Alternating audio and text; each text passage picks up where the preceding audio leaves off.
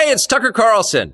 You often hear people say the news is full of lies, but most of the time that's not exactly right. Much of what you see on television or read in the New York Times is in fact true in the literal sense. It could pass one of the media's own fact checks. Lawyers would be willing to sign off on it. In fact, they may have. But that doesn't make it true. It's not true. At the most basic level, the news you consume is a lie of the stealthiest and most insidious kind. Facts have been withheld on purpose, along with proportion and perspective. You are being manipulated. How does that work? Let's see. If I tell you that a man has been unjustly arrested for armed robbery, that is not, strictly speaking, a lie. He may have been framed. At this point, there's been no trial, so no one can really say. But if I don't mention the fact that the same man has been arrested for the same crime 6 times before, am I really informing you? No, I'm not. I'm misleading you. And that's what the news media are doing in every story that matters, every day of the week, every week of the year. What's it like to work in a system like that? After more than 30 years in the middle of it, we could tell you stories. The best you can hope for in the news business at this point is the freedom to tell the fullest truth that you can. But there are always limits. And you know that if you bump up against those limits often enough, you will be fired for it. That's not a guess. It's guaranteed. Every person who works in English language media understands that. The rule of what you can't say defines everything. It's filthy, really, and it's utterly corrupting. You can't have a free society if people aren't allowed to say what they think is true. Speech is the fundamental prerequisite for democracy.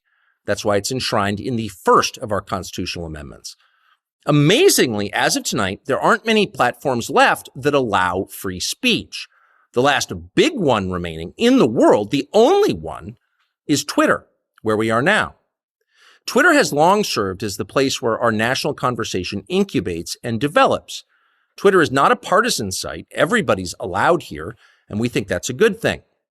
And yet, for the most part, the news that you see analyzed on Twitter comes from media organizations that are themselves thinly disguised propaganda outlets. You see it on cable news, you talk about it on Twitter. The result may feel like a debate, but actually the gatekeepers are still in charge. We think that's a bad system. We know exactly how it works, and we're sick of it. Starting soon, we'll be bringing a new version of the show we've been doing for the last 6.5 years to Twitter. We'll be bringing some other things too, which we'll tell you about. But for now, we're just grateful to be here. Free speech is the main right that you have. Without it, you have no others. See you soon. Tucker Carlson is with the shits. I never liked the guy. This version, not on Fox. I like this. I like this because I've always been a big advocate of free speech, of people calling out BS. We all know the news be lying. We know the media be lying.